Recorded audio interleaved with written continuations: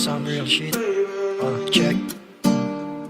Sudan na to atong panahon nga nasaag ko sa kinabuhi mga plano nga nabungkag. Akong pagka ako gubot pa sa katag, nanimbot akong balahibo kay nasaag ko sa kuang palad. Asado ko pulungo sa paingon, maoy sampit ni mama ingon na tong panahon. Nalibog pa ko ug asa ko kadung, ang ako ang nahibaan mo ning resulta sa planong way tumong. Pila ka tuig na undang sa eskwela, suga na ko tong panahon na kay napalong na. Mismo si papa kaingon na unsa namang kaagabi naman nimo pagkaway pulos na kuya.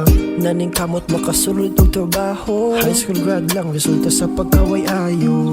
Nangandi ko na makasakay sa barko, nakasakay tuod ko pero igo lang sa damgo. Bisag tuod ulogad ikaw unag isampit, nawalan ako og kahayag sa kangit-ngit. May nalaning abot ang pandemic, sudan na to ang istorya sa akong pagbalik. Giila-ila og sugod ang lapis ug papel, maoy gipadala nga murabag anghel. Ayaw mo katingala sa akong dilang matabel, kaysa ko ang kinabuhi kamo kay walay apel. Mga topan ako na murag pamilya, mga nakasalamuhag nakaila. To pamilya ang turing na ko sila ha, kay isa sila sa ako ang aming salba. Thank God na ay ningabot sa akong life na grabe kagubot. Imo kong ipasubay sa imong kamot, lamig sa feelings God na matuman imong mga pagbuot. Sa inyong tanan di mahimong makalimot, isa mo sa aming tabang o kabot. Sa mga planong isasad mo sa aming sibot, maong ay rason naron ako kay makalimot. Sa kong mahal na mama o papa, mga manghod na kuha ko ni si kuya.